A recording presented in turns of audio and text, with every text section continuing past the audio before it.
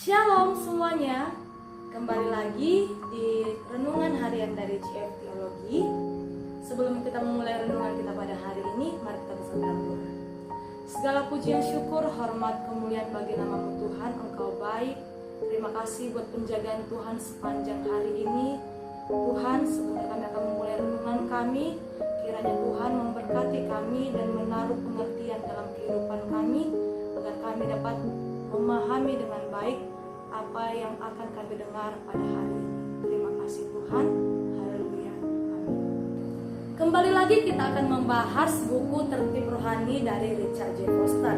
Hari ini kita akan membahas tentang subordinasi revolusioner seperti yang diajarkan dalam surat-surat kiriman.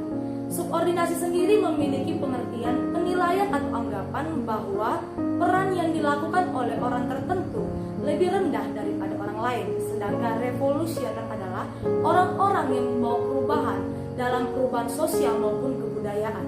Orang Kristen dipanggil untuk masuk dalam sebuah keluarga negara yang baru dengan ciri yang mendasar, yaitu penurunan derajat secara menyeluruh ataupun ketundukan secara menyeluruh. Paulus dalam surat-surat kiriman berbicara tentang ketundukan yang didasari oleh teladan Yesus dan panggilan Yesus untuk mengikuti jalan salib, bukan karena status ataupun kedudukan yang berlaku pada masa itu. Dalam Filipi 2 ayat yang ketiga b dikatakan, sebaliknya hendaklah dengan rendah hati yang seorang menganggap yang lain lebih utama daripada dirinya sendiri. Perintah yang diberikan Paulus kepada gereja ini didasari oleh teladan yang telah diberikan Yesus dalam Filipi 2 ayat yang keempat sampai dengan ayat ke-7 yang berbicara tentang Allah yang tidak menganggap kesetaraan dengan Allah sebagai sesuatu yang harus dipertahankan, memilih mengosongkan dirinya sendiri, mengambil rupa seorang hamba dan menjadi sama dengan manusia. Paulus bukan satu-satunya rasul yang berbicara tentang ketundukan. Petrus pun berbicara tentang ketundukan dan memberikan contoh Yesus untuk diteladani. Dalam 1 Petrus 2 ayat yang ke-21 sampai dengan ayat yang ke-23 dikatakan, sebab untuk itulah kamu dipanggil, karena Kristus pun telah menderita untuk kamu dan telah meninggalkan teladan bagimu, supaya kamu mengikuti jejaknya. Ia tidak berbuat dosa dan tipu tidak ada dalam mulutnya. Ketika ia dicaci maki, ia tidak membalas dengan mencaci maki. Ketika ia menderita, ia tidak mengancam, tetapi ia menyerahkan kepada Dia yang menghakimi dengan adil. Rasul Petrus menjadikan Yesus sebagai teladan dalam ketundukan.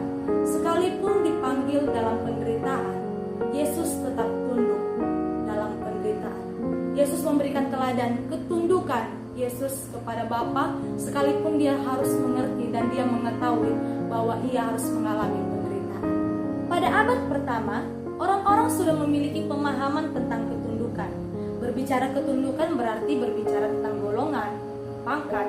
Tetapi kita melihat, sekalipun pemahaman itu sudah ada pada abad pertama, kita tidak melihat sekalipun pemahaman tersebut tertulis dalam kitab-kitab perjanjian baru. Saudara-saudara, justru kita melihat bahwa penulis-penulis dalam perjanjian baru membawa ajaran-ajaran yang bersifat revolusioner, menghilangkan pemahaman tentang ketundukan berdasarkan golongan.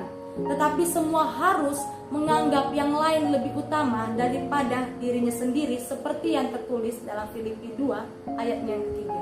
Subordinasi revolusioner pertama dapat kita lihat dalam surat kiriman, tertulis dalam Kolose 3 ayat yang ke-18 sampai dengan ayat yang ke-21.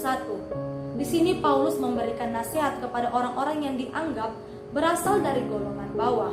Mereka yang tidak memiliki pilihan selain untuk tunduk kepada orang yang berkuasa atas kehidupan mereka. Siapa saja mereka? Mereka adalah istri yang harus tunduk kepada suaminya, anak yang harus menghormati orang tuanya, dan budak yang harus taat sepenuhnya kepada tuannya. Sehingga hal ini menimbulkan pertanyaan pada masa itu, kenapa Paulus perlu memberikan mereka nasihat untuk tunduk, sedangkan kewajiban mereka adalah untuk tunduk kepada orang yang berkuasa dalam kehidupan mereka.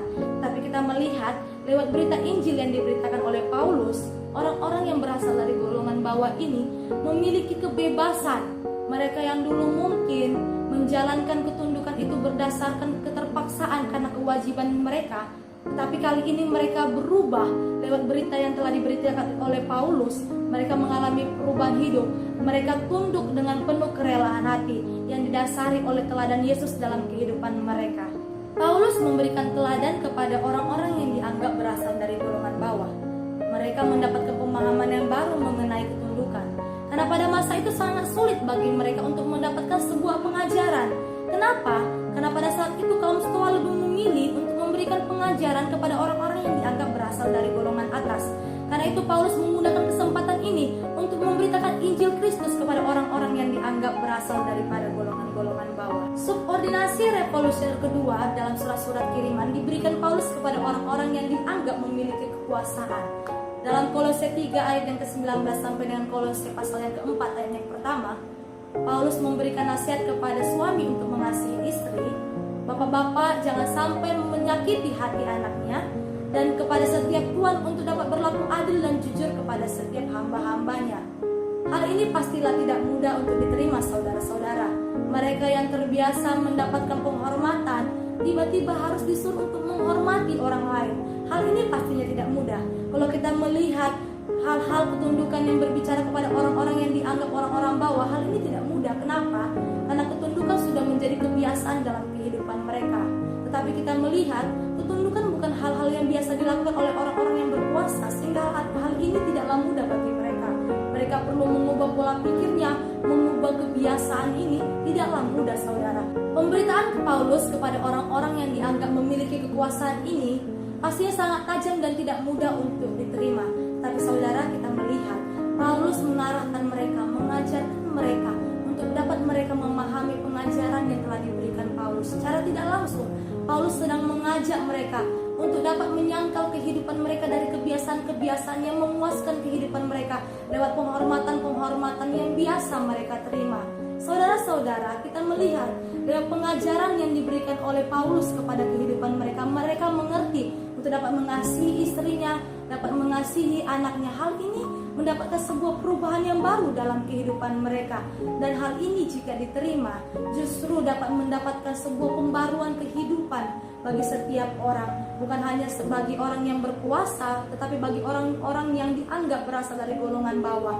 Yang dulunya mereka mungkin dapat menghormati orang-orang yang berkuasa karena keterpaksaan, tapi karena orang-orang yang berkuasa itu dapat menghargai mereka, orang-orang yang berasal dari golongan bawah pun dapat menghargai mereka, dapat menghormati mereka dengan penuh kerelaan.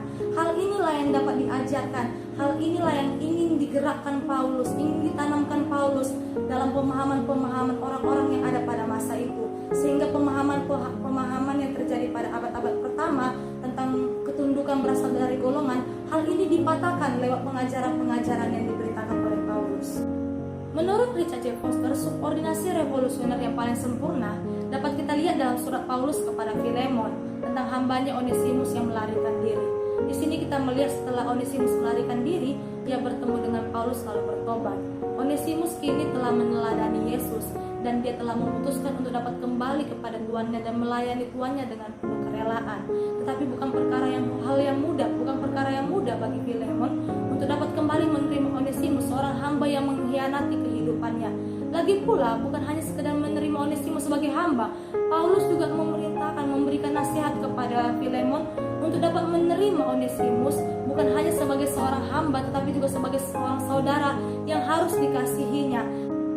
Antara Filemon dan Onesimus, mereka harus sama-sama menundukkan diri dalam takut akan Kristus yang tertulis dalam Efesus 5 ayat yang ke-21. Dan rendahkanlah dirimu seorang kepada yang lain di dalam takut akan Tuhan.